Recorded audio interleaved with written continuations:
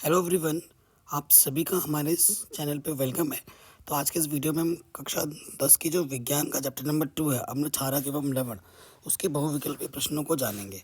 ठीक है, बाकी मैंने एनसीईआरटी और सारा कुछ पहले ही पढ़ा रखा है, मैथ्स वगैरह, जिसकी लिंक्स मिल जाएगी आपको डिस्क्रिप्शन में। सो स्टार्ट करते हैं क्वेश्चन के साथ। ठीक है, अगर आपने पूरा चैप्टर ढंग से पढ़ रखा है तो आपको कभी भी बहुविकल्पीय प्रश्नों में दिक्कत नहीं आएगी। ठीक है, अगर आपने मेरे पहले वीडियोज़ देख रखे हैं तो। कह रहे अम्लों की उपस्थिति के कारण भोज्य पदार्थों का स्वाद कैसा होता है। तो देखो, जब अम्ल रहेगा ना, अम्ल का स्वाद कैसा होता है, खट्टा होता है। तो आंसर क्या होगा, भोज्य पदार्थों का स्वाद खट्टा हो जाएगा।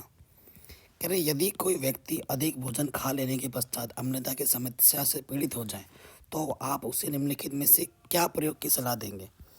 तो बेटा, क्वेश्चन में जो भी ऑप्शन दे रखे हैं ना, पहले आपको खुद से पढ़ना है और आपको आंसर देना है। जब आंसर ना आए तब आपको देखना है कि क्या मेरा आंसर सही है गलत है। ठीक है, तो उसको क्या दिया जाता है, खाने का सोडा दिया जाता है ताकि उसकी अम्लता को बैलेंस किया जाए। ठीक है, कि लिटमस पत्र पर अम्लों का क्या प्रभाव पड़ता है। तो लिटमस पत्र अम्लों का क्या प्रभाव पड़ता है, नीले लिटमस पत्र को वो लाल कर देता है। ठीक है, अगर लाल को नीला करता है तो वो क्षार होगा। साबुन क्या है, अम्लीय है या क्षारीय है। तो बेटा साबुन क्षारीय है। ठीक है, वेनिला, प्याज तथा लौंग में से सुंगनी पदार्थ सूचक की भांति प्रयोग किया जाता है, किसको, वेनिला और प्याज को। कौन सी गैस उत्पन्न होती है जब जिंक सल्फ्यूरिक अम्ल से अभिक्रिया करता है। तो जब जिंक सल्फ्यूरिक अम्ल से अभिक्रिया करता है तो हाइड्रोजन गैस उत्पन्न होती है। ठीक है बेटा, अधात्विक ऑक्साइड होते हैं कैसे, क्षारीय ऑक्साइड, अम्लीय ऑक्साइड, इनमें से कोई नहीं। तो बेटा अम्लीय ऑक्साइड होते हैं, अधात्विक ऑक्साइड। क्या अम्ल विद्युत का चालन करता है। तो आंसर होगा हाँ, क्योंकि अम्ल में H पॉजिटिव आयंस पाए जाते हैं जो कि फ्री इलेक्ट्रॉन्स होते हैं, जो कि विद्युत प्रवाह के लिए उत्तरदायी होते हैं। क्या ग्लूकोज तथा अल्कोहल विद्युत का चलन करते हैं। आंसर होगा हाँ।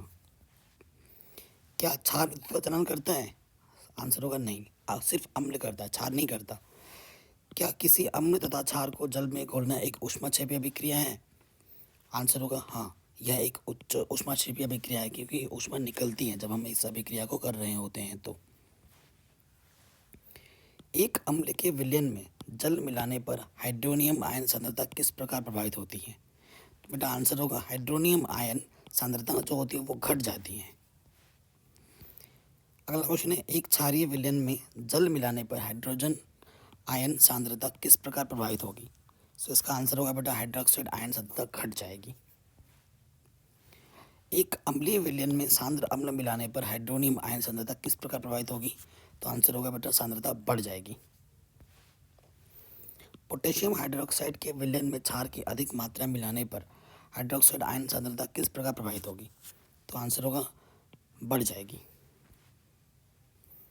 अम्लों की प्रबलता किस पर निर्भर करती है। अम्लों की प्रबलता बेटा H पॉजिटिव आयन पर निर्भर करती है और क्षारकों की प्रबलता OH नेगेटिव आयन पर निर्भर करती है, जो कि पीएच स्केल्स में आपने पढ़ा होगा।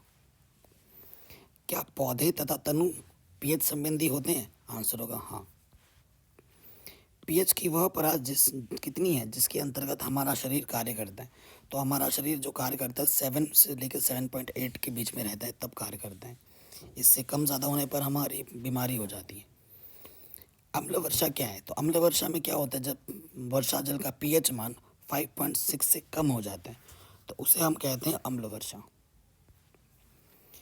क्या पौधे को अपनी स्वस्थ वृद्धि के लिए एक विशिष्ट पीएच परास की आवश्यकता होती है। सो आंसर होगा हाँ। Milk of magnesia, magnesium hydroxide, ठीक है, ये क्या है बेटा। तो ये एक प्रतिअम्ल होता है। जब किसी के पेट में दर्द होता है ना, एसिड लेवल बढ़ जाने पर ये दिया जाता है मिल्क ऑफ मैग्नीशिया, जिसे खाकर हमारा जो एसिड लेवल है वो थोड़ा बैलेंस हो जाता है, फिर हमारा पेट का दर्द थोड़ा कम होने लगता है। कह रहे हैं दांतों का अवक्षय से कब प्रारंभ होता है। तो देखो, जब मुंह का पीएच 5.5 से कम हो जाता है ना, तो क्षय होना शुरू हो जाता है। और फिर बदबू वगैरह भी आती है, पता है, पायरिया एटीसी होता रहता है। बिच्छू घास के डंकशील बालों द्वारा अंतक्षेपित अम्ल का नाम बताइए। ठीक है, जिसके द्वारा अत्यधिक पीड़ा अनुभूति होती है। जब ऐसा कोई पेड़ होता है, बिच्छू पेड़, और चुभ जाता है ना तो दर्द होता है बहुत। तो किसके लिए क्या होता है उसमें, क्या क्या रसायन छोड़ते हैं। तो आंसर है मेथोनिक अम्ल होता है उसमें। क्या होता है बेटा, मेथोनिक अम्ल। सिरका किसका प्राकृतिक स्रोत है। तो वो बेटा एसिटिक अम्ल का प्राकृतिक स्रोत है। टमाटर किसका प्राकृतिक स्रोत है। ऑक्जेलिक अम्ल का। ठीक है, सोडियम सल्फेट का सूत्र क्या होता है बेटा? Na2SO4, सोडियम सल्फेट का। सोडियम कार्बोनेट का सूत्र क्या होता है बेटा? Na2CO3 होता है।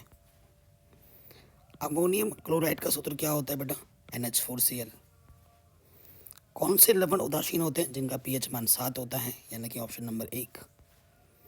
सोडियम क्लोराइड विलयन की प्रकृति कैसी होती है? उदासीन होती है। ठीक है, इसका पीएच मान 7 होता है। विरंजक चूर्ण का रासायनिक नाम क्या है बेटा? विरंजक चूर्ण का रासायनिक नाम कैल्शियम ऑक्सीक्लोराइड CaOCl2 होता है। खाने के सोडे का रासायनिक नाम क्या होगा बेटा? खाने के सोडे का रासायनिक नाम होता है sodium hydrogen carbonate. Sodium hydrogen carbonate के क्रिस्टलों का रंग कौन सा होता है? तो बेटा सफ़ेद होता है वो, है ना। सोडियम हाइड्रोजन कार्बोनेट के विलयन की प्रकृति कैसी होती है? तो बेटा ये क्षारीय होती है। ठीक है, धावन सोडे का रासायनिक नाम तथा सूत्र बताइए। तो देखो बेटा, धावन सोडे का जो रासायनिक नाम होता है बेटा, वो सोडियम कार्बोनेट डिकाहाइड्रेट होता है और इसका सूत्र होता है Na2CO3.10H2O। ठीक है, ये इसका सूत्र होता है। कपड़े धोने के सोडे में क्रिस्टलन जल के कितने अणु होते हैं? तो बेटा उसमें 10 अणु होते हैं, अभी मैंने आपको बताया था।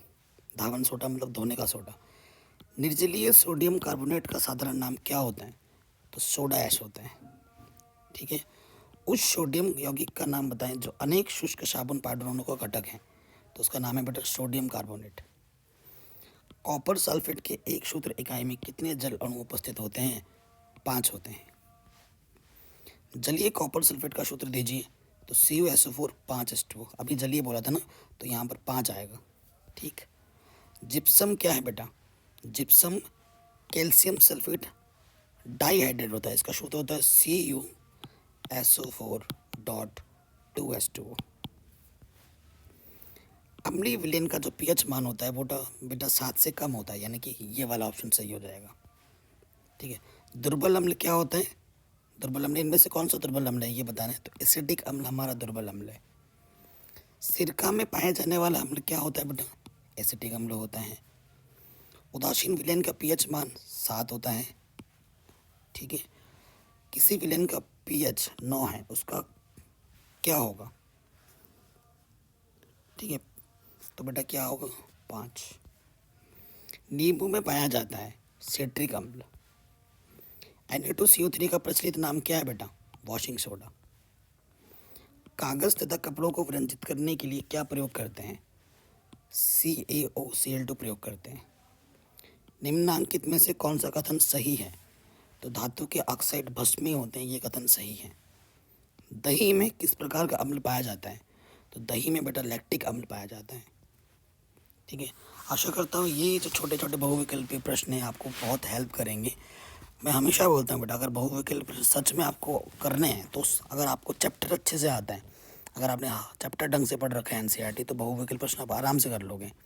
तो इस वीडियो से भी ज़्यादा NCERT के क्वेश्चन आंसर आपके बेसिक चैप्टर आपको अच्छे से आता है, ये ज़्यादा ज़रूरी है। ठीक है, तभी वो चीज़ आप एग्ज़ाम में कर पाओगे। सभी चीज़ मैंने ऑलरेडी करा रखी है, लिंक्स मिल जाएगी आपको डिस्क्रिप्शन पे। जय हिंद, अपना ख्याल रखें।